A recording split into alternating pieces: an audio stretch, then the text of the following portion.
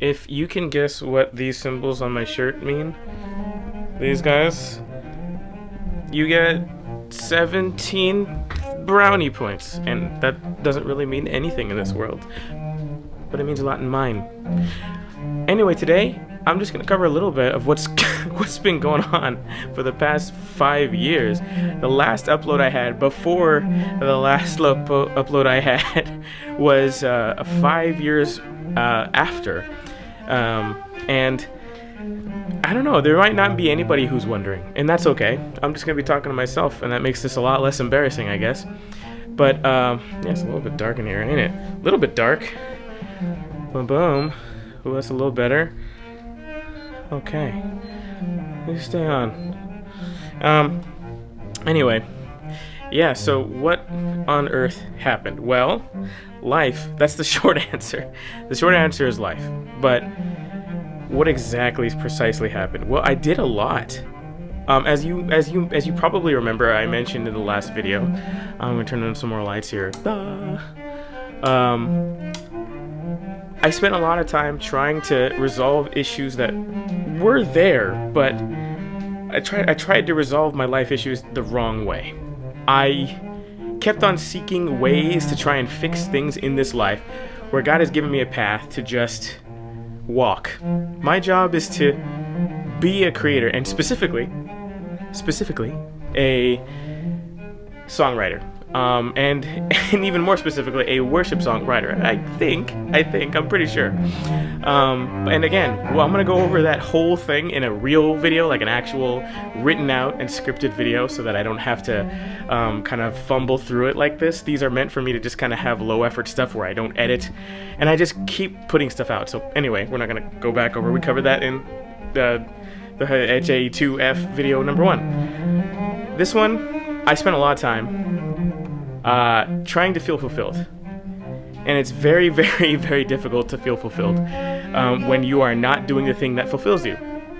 I spent a lot of time, and I actually had this conversation with a coworker the other day, because recently, in these couple years, I discovered that you can really lie to yourself for the sake of fulfillment, for the sake of a feeling of success. You can really convince yourself you're supposed to be this kind of person. You're supposed to be this kind of guy. You're supposed to be, and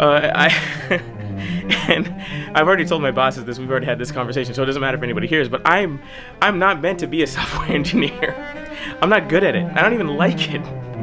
I like it in the context of creation.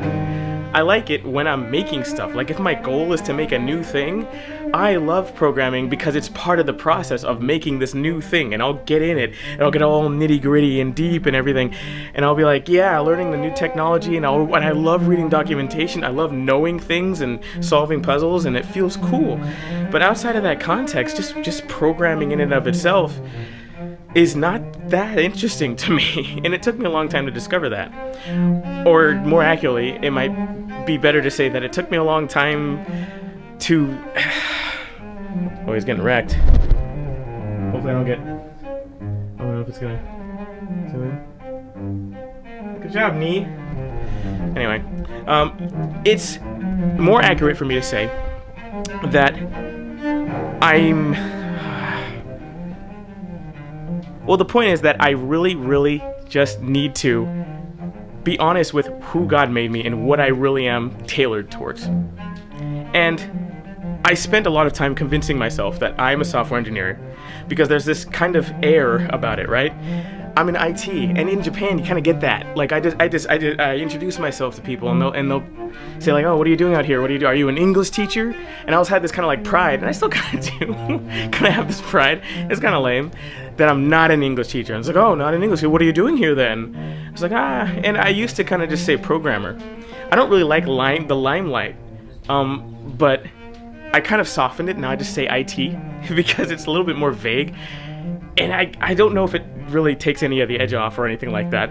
I'm really trying not to get any attention or anything like that. I'm not trying to be full of myself, but I say IT because it just kind of feels like it's more general, and it just kind of makes people go, "Oh, whoa, IT, well, you must be really smart."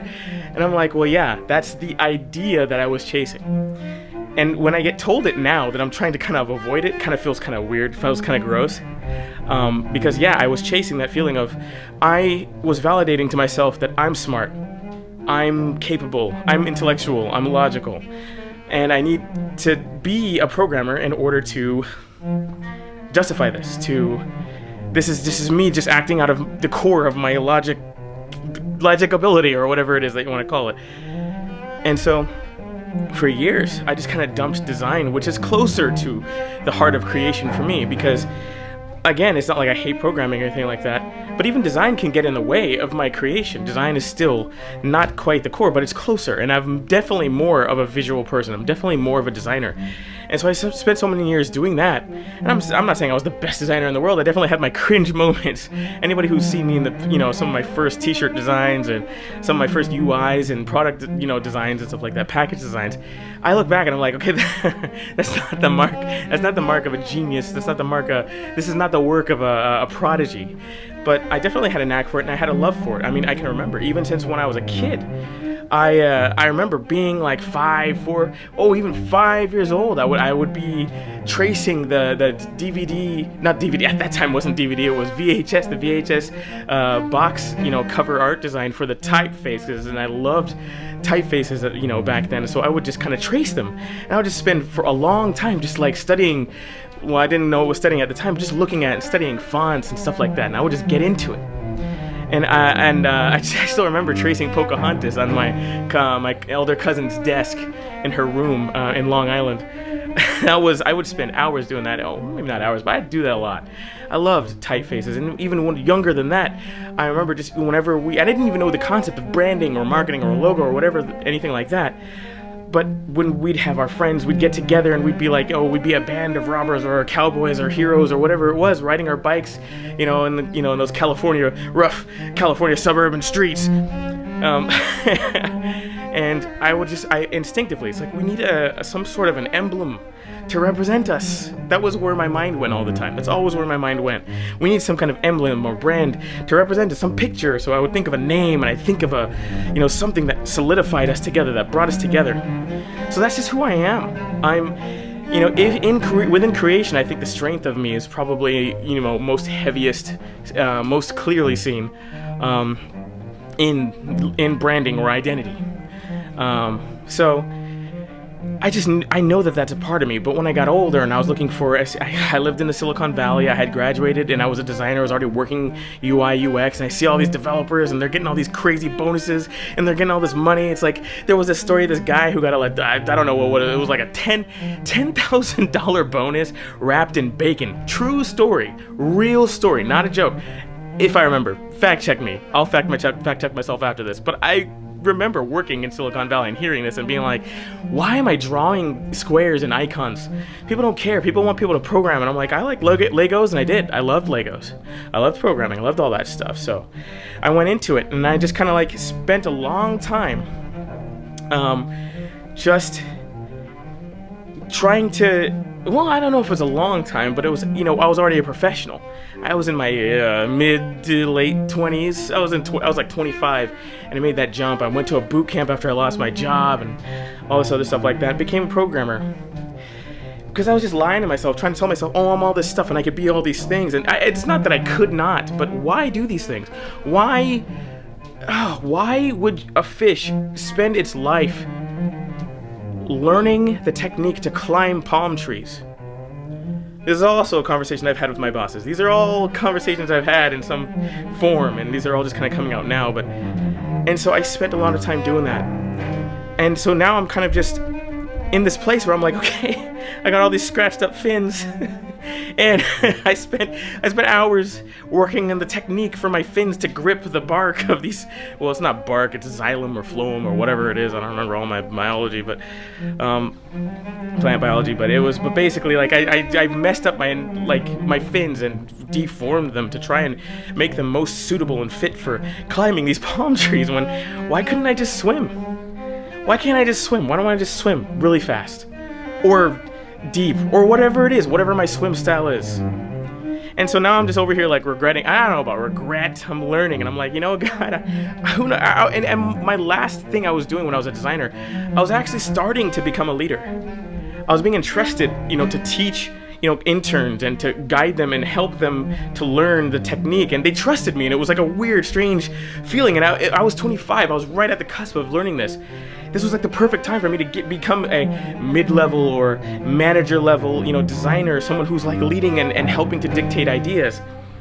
And it was so awesome. And I was just like not able to appreciate it because I had the stars in my eyes, or the dollars in my eyes.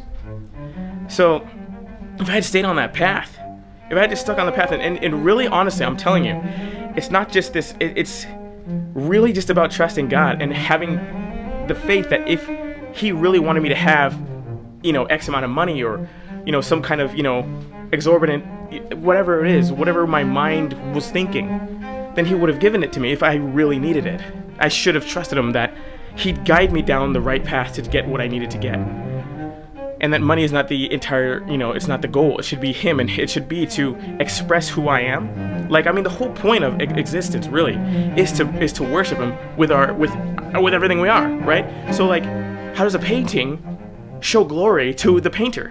It just bees. It just is, and just continues ising the way it is. If the painting decided it wanted to change the color of the sun in the painting, it was like, oh, let's get really deep and abstract, and now the sun's blue, and it's a commentary on society. Get all Jackson Pollock, which was a CIA operation. But that's another conversation. But yeah, just why would you change that? If your whole point of living, paintings just need to be painted and be that.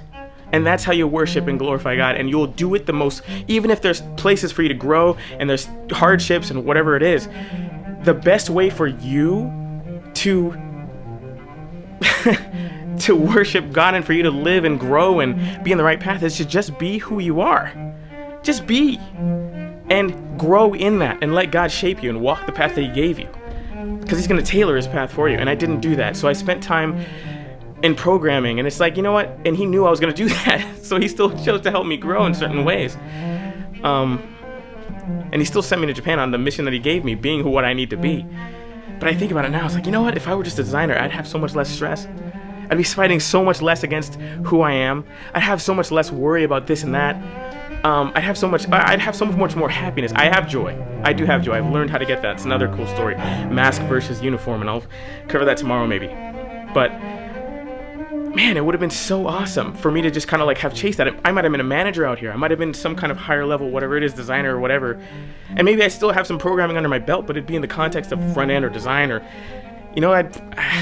who knows? I try not to think about too much and regret, but just recognize and realize the path that I changed. And I still have so much that I've grown and I accept and that I am grateful for. I really am. I'm not just trying to say this is like a sad sob story, but it's somewhat of a cautionary tale, and still a tale of God's grace and how He still grows you. He still grows you. Even when you walk off the path, if you're trying to walk on His path. Kids, you walk off, the kids mess up. And you don't just, you don't punish them and slap them across the face for every time that they step off the line, they color outside the lines. You just teach them how to color inside the lines. You let them explore. And if there's some kind of thing that they're not meant to be inside the lines or whatever it is, if these lines are not, in this analogy, if the lines don't represent God's specific plan or whatever. We don't have to go too deep in that, but you kind of get it. God's not going to punish you, just slap you across the face for trying to follow His path and messing up. He knew you were going to do it. He factors in your stupidity into His plan for you. So that's the grace of God. That's another face of it, at least. So that's what I've been doing. For the past 5 years, it's just been me being tired. And you could see it in my face. I see it. I look at my channel and I look at my first 3 videos and I was just like, man, I don't know. 5 years, it's time. Time passes. I get it. Age is what happens. I'm 35 now. But I was 30 at that time and I looked like 20. I don't know. I can't be super objective, but I think I looked great back then. Of course, you always feel like you look way better back then, and I think it's probably objectively true.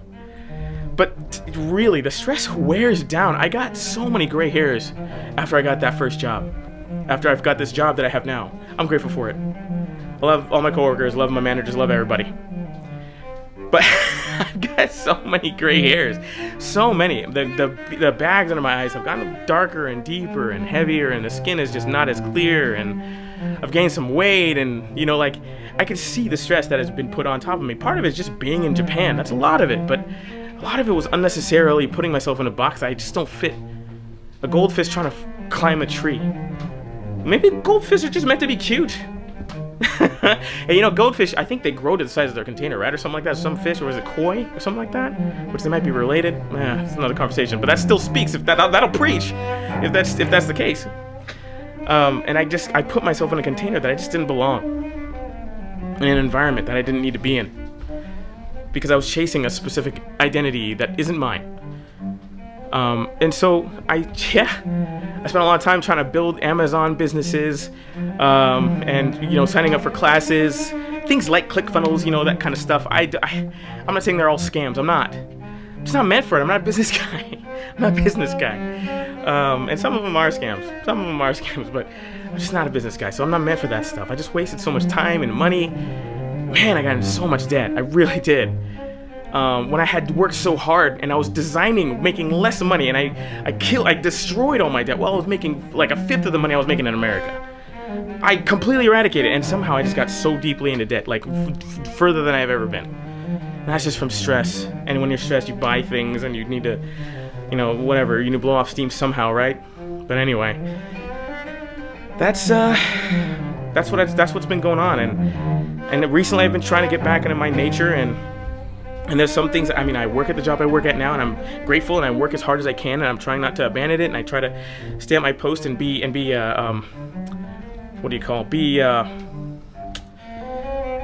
faithful, loyal, right?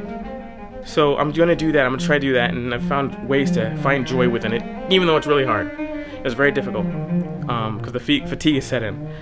But I trust God. So we're going to see where we're going to go next in my life.